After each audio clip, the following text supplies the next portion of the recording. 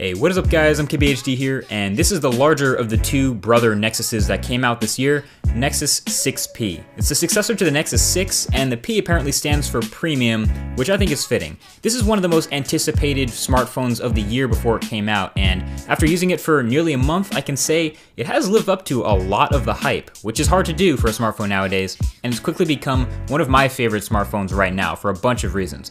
First of all, it is a big phone again. It's technically the successor to the huge Nexus 6, but 6P is a little more manageable with a slightly smaller 5.7-inch display and a thinner, flatter body, and more importantly, flat sides that actually kind of help you with the grip a lot. There's also three colors: graphite, aluminum, and frost. They're all the same feel in the hand, same texture, and I like the stealth graphite look personally a bit more. It sort of hides the visor look of the glass up top, but it is the most fingerprint magnety of any of them, so you might go with the white if you like the more traditional Nexus look, or you could rock a skin, which can also look super dope. I'll leave a link to this one below.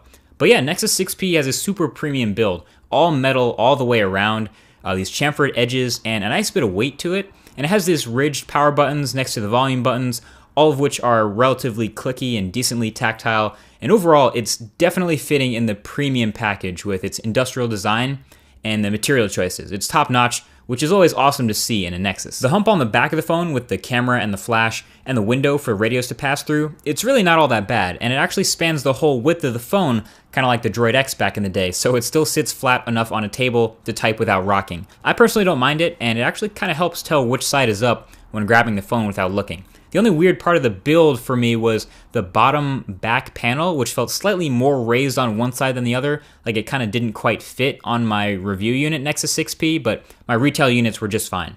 One of the coolest new pieces of hardware with the new Nexuses, or is it Nexi?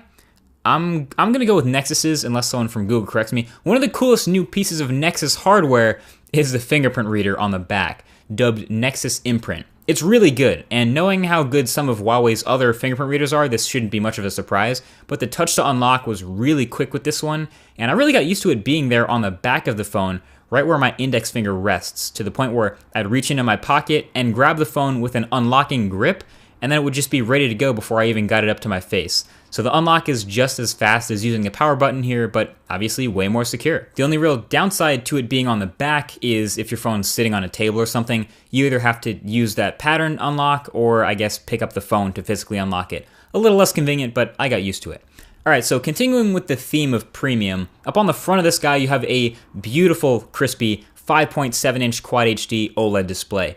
This isn't a huge upgrade on paper. Nexus 6 had a Quad HD OLED display too, but this one is slightly better, slightly brighter, slightly less pink at low brightness, which is a nice improvement, slightly better viewing angles before it rainbows out, and slightly more accurate color. It still pops like an AMOLED should, but color accuracy is tight with this one. It's a latest generation Samsung panel, so it should be. I'd put this display right up near the top for any smartphone, short of the Galaxy Note 5, which seemed to get really bright.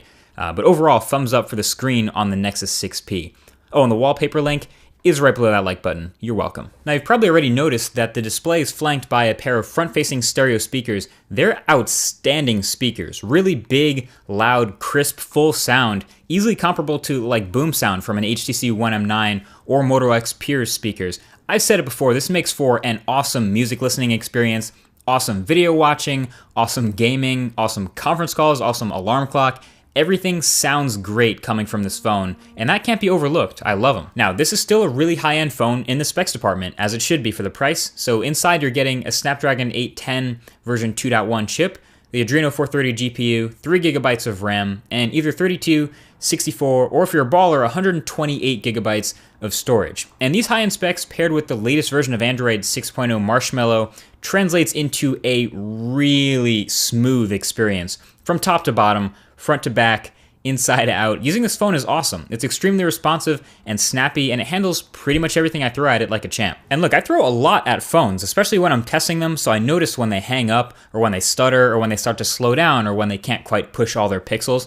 And a month in, this Nexus very rarely hiccups over much of anything. The one thing it's hiccuped over the most is probably the camera app, which I'll get to in a second, but everything else, multitasking, opening and closing apps, web browsing, all that fun stuff, buttery.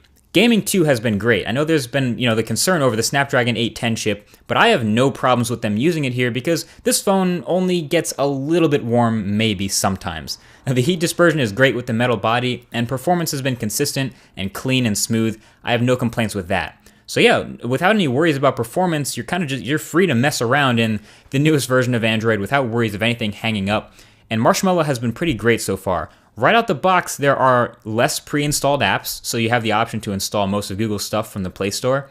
And I've always been a fan of clean stock Android. A lot of it is for aesthetic reasons, but it's getting a lot of functionality improvements too. And this is the stuff that you'll see trickle down into other non-Nexus phones later down the road. Classic example, brand new Android 6.0 feature, Google Now on Tap. So you still have the Google Now cards, but Google Now on Tap is a sort of a next level of convenience to accessing quick information. Basically, it reads what's on your display, whatever's text, and then when you press and hold the home button after that animation and about 3 or 4 seconds of loading, it brings up some cards related to what's on the screen, linking you to more information about it. So for example, I'm on someone's tweet here, I hold home to see what's now on tap, give it a few seconds, and it recognizes the person who tweeted and the stuff that they tweeted about. So then I can go grab a link to go get more info. This can be useful in like a text conversation. Maybe someone mentions a restaurant on Now on Tap can bring you more info about it, show you a menu, give you a phone number to call and make a reservation.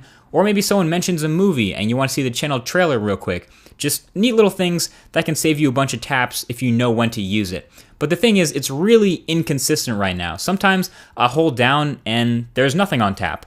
Even when I was hoping to see something specific. And other times I actually tried Now on Tap twice with the exact same thing on my screen, and one time it gave me Interstellar and The Martian, and the next time it gave me Interstellar, The Martian, and Matt Damon. I'm not really sure why I got that the second time, not the first, but yeah, Now on Tap you can definitely tell it's young, it's early, it has room to grow. I feel like it's in a year or two, it'll be much faster and much more consistent and useful as it evolves. Kind of reminds me of the early days of Google Now when it didn't have nearly as many cards. And yes, you can still access Google Now cards by holding down the home button and hitting the Google G at the bottom. It's always there, just one extra tap to get into it. I kind of miss just swiping up from the home button. But yeah, outside of that, there are plenty of other little new features here and there in Android 6.0. The new share card with your most frequent contacts up at the top. The new launcher with your most frequent apps during certain times of the day, also up at the top. The new permissions manager is also much more powerful. You can grant or remove any permissions from any app at the drop of a hat if you wanted to, which puts all the power in the user's hands there. And of course, the battery optimizations on an app-by-app basis as well. The battery life on the Nexus 6P has been pretty damn good. We all know it has a 3450 mAh battery, so even in such a thin form factor, a pretty sizable battery. But with a Quad HD display and all these high-end internals, you don't expect it to get the longest battery life ever. But it does pretty well. I've gotten somewhere between 3 3/4 to 4.5 hours of screen on time, which in my book is like an A minus, especially for a phone of this size. But it's not the screen on time that's so impressive about this phone, it's the standby time. One of the newest features in Android 6.0 Marshmallow is called Doze, which essentially is using the sensors to recognize when the phone is not being used. Sometimes it's face down on a table or it's in a bag or something for a while. So the phone will refresh things in the background more slowly, less often to save battery. The result is these new phones barely sip any power in standby mode, which is awesome. You can forget to charge your phone with 50% at night and wake up the next day with 48%.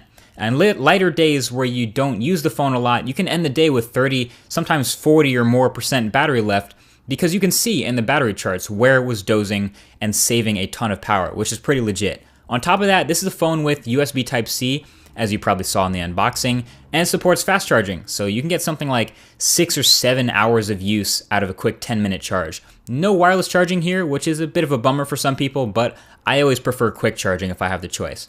Now there's one last big change with these new Nexuses that a lot of people, including me, were curious about, and that's the camera. Nexus 6P is rocking a new 12 megapixel Sony sensor, no optical image stabilization, but an f2.0 aperture, laser autofocus, and a really large pixel size. Apparently this was a sensor originally designed for point and shoots, not smartphone cameras, so that's cool. Here's what's good with the camera. It's pretty solid, definitely way better than any Nexus camera in the past, although that's not a super high bar to clear. And you can double tap the power button from anywhere, including the lock screen, to launch the new Google camera app, and it's overall quite fast to snap pictures, which gives you a certain confidence when shooting a photo that you're gonna get it. Also, I noticed it's a particularly wide angle lens on the back-facing camera. And the photos themselves look quite nice. There's a full-size photo gallery on mkbhd.com linked below if you want to check out those full-size images. But here on YouTube, you can see you're getting pretty sharp photos, plenty of detail in those 12 megapixels, not too saturated, but nice color, and overall pretty good looking. It does have a tendency to overexpose though, and dynamic range is probably the biggest weakness. It's not terrible, but you definitely do get blown out highlights pretty frequently, even if you tap to expose the right place. Most of my photos never had any problems in the shadows, but highlights got blown out all the time. Of course, a natural way to fix this is to turn on HDR+, and I did that, it worked, and you can see before HDR, the highlights are blown out, and after HDR, you get your highlights back. So it works like it should. Once you get in low light, Nexus 6P photos start to show some grain, as you'd expect, but they stay surprisingly blur-free for something without optical image stabilization. And basically what it's doing here is cranking the ISO way up and keeping a relatively fast shutter speed to compensate for the lack of stabilization, and then relying on really heavy image processing to get rid of the noise from such a high ISO. You can see in these low light photos, some areas get really soft because of all the noise removal.